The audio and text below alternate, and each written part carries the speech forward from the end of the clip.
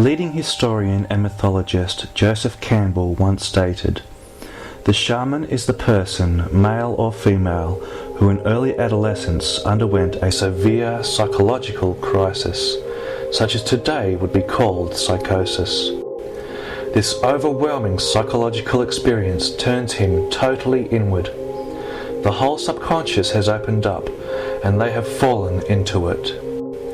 And it has been described many, many times, and occurs all the way from Siberia right through to the Americas, down to Tierra del Fuego.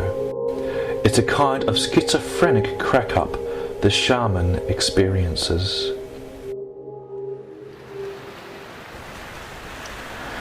Contrary to the materialist perspective most generally adopted in modern Western psychiatry, the mental health industry has yet to properly research and investigate the actuality of genuine mystic experiences in relationship to acute psychosis. The accepted definitions of psychotic and mystic experiences are not as differently extreme, black and white, good and bad, as the immediate uneducated eye cares to admit or truly understand and accept. But to the more discerning and refined eye are more greyed together and overlapping in features, and have far more in common than we ever care to admit to out in the open amongst society in general.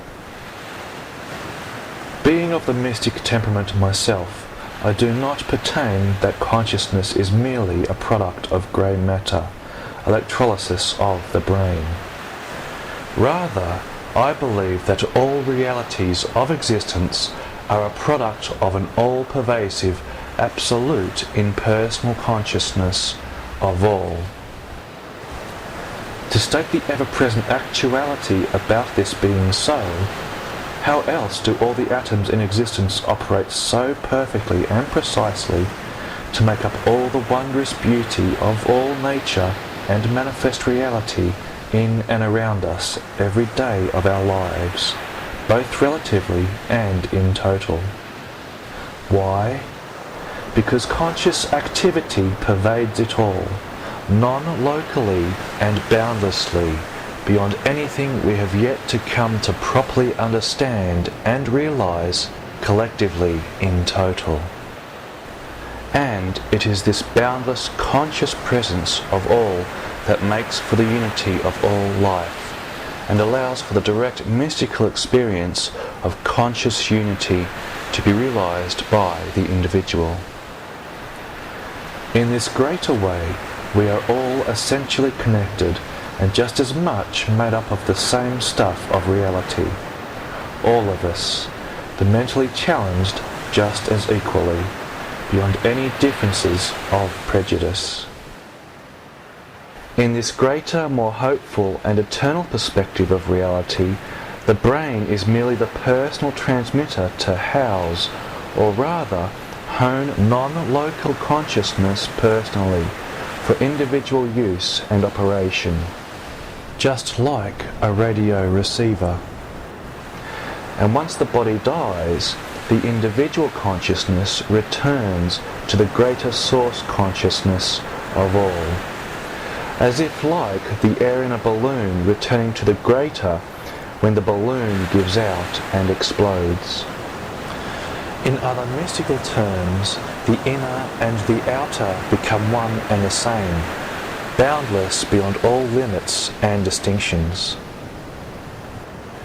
Appreciating and complimenting the insights of Joseph Campbell and other such qualified, insightful past works as William James and Carl Jung, psychosis in a more humane and dignified definition of it, and more importantly, for those who have experienced it, psychosis is actually subconscious stimulus projection, personal and collective, coming forth upon the physical senses. In other words, the dream state coming upon the awake state, which in a clinical definition of it is what hallucination really is, hearing and seeing things out from the mind that are not actually there in objective reality. So if one is deprived of sleep for a long period of time, a clash between the dream state and the awake state will eventually occur, seeing, hearing and smelling things upon the senses that are not actually there. This is what psychosis equals, and what hallucination is in a nutshell. Just as much as acute chemical reactions and stimulus happening in the brain. Unless one is extremely discerning and able to step back into the witness state of observation, it can become extremely difficult and confusing for the experiencer to discern between the subconscious state conflicting upon the awake state. In many ways, generally speaking, psychosis is nothing more than extreme information overload, both inner and outer, subjective and objective, subconscious and conscious, and sometimes all together at once. As a result of this acute overload, the experiencer becomes very confused, deluded, bad word, about it all, and in many ways it is very scary and overwhelming, a revved up rush, and far too much to contend with at any one time. To use a simple analogy, it is like a 60-watt light bulb being plugged into a 60,000-watt socket.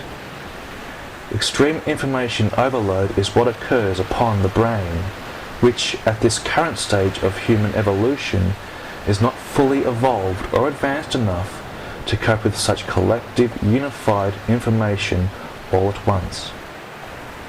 Personal identification at this deeper collective, subconscious level of the universal and impersonal mind is one of the reasons why messianic identifications are not so uncommon in this excessive state of being, the Jesus syndrome, as it is very badly termed in modern Western materialist psychiatry.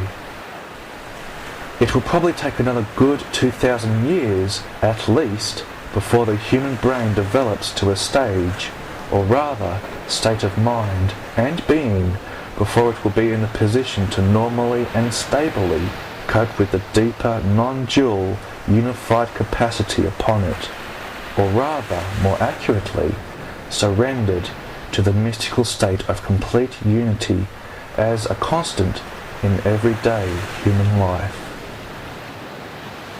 Subconsciously speaking, the greater collective subconscious mind is all to do with the combined history of humanity in total, along with the deeper archaic symbolisms associated with that. And as far as genetic memory is concerned, memory in this genetic way applies collectively, just as much as individually. Not only is our personal family line history of heredity firmly embedded and established in our genes' memory within us, but as we are also a general human being in basic essential makeup and structure to start with, in foundation we just as much carry the entire genetic memory of humanity in total within us also, the good and the bad, right back to the beginning of time. And in many real ways, this deeper collective unified genetic memory is very much expressed and sometimes suppressed within us via the collective subconscious mind, universally and equally within us all.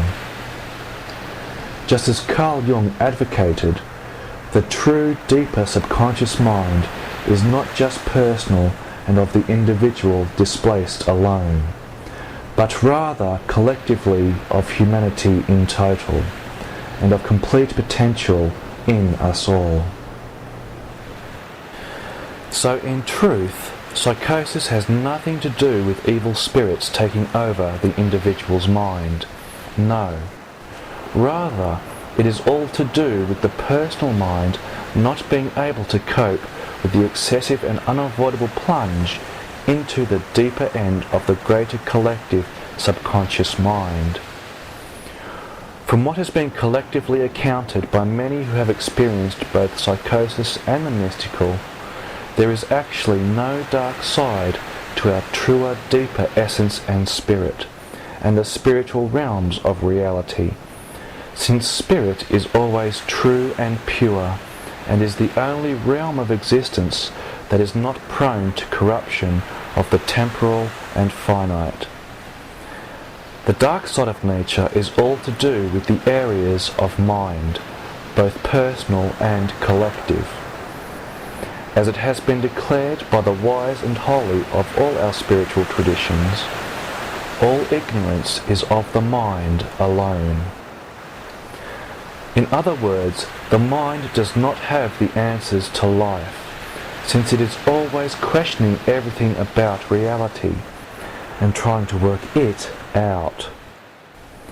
By its very nature, the mind is nothing more than just one big questioning machine.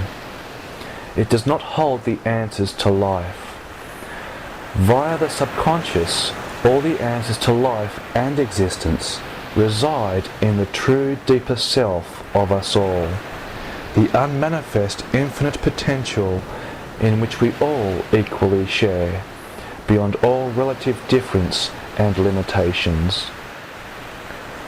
This is the mystical relationship between lower self and higher self, life's journey and conscious unfolding process from our ego state back into our true essential unified state of being, self-actualization and realization. So, if anything, actual insanity and psychopathic tendencies is when a person is very stable in mind and yet still very consciously and premeditatively takes a personal inclination and bent to dark tendencies and qualities of nature, which in truth is actually totally against the natural flow of life and human evolution, and further, complete profanation against the greater good, ethical and spiritual ideal of all. For the good well-being of the individual and the greater community at large, this dark, extreme tendencies of mind frame are to be very much avoided if we are to flourish successfully and harmoniously, all together, collectively and generally. The mystical state of mind and being, both earthly and spiritually, is considered by most of our world religious traditions to be the original and refined, mature state of the human being. Considering the many profound, unripe, quickened, collective subconscious things that human beings have experienced in the psychotic state over the ages of humanity, it is only a matter of time and endurance of evolution when the human brain has matured enough to properly handle the deeper, quickened collective subconscious state experienced in psychosis to a normal and manageable degree, to understand and assimilate such profound archaic information properly and accurately, which ultimately leads deeper into the unified state of the human psyche, the subconscious doorway into our mystical and spiritual origins universally. In this deeper esoteric understanding, people in this situation of life now with psychosis are the premature and leading pioneers of the mind. It is these ones who are the future mystics and shamans of humanity.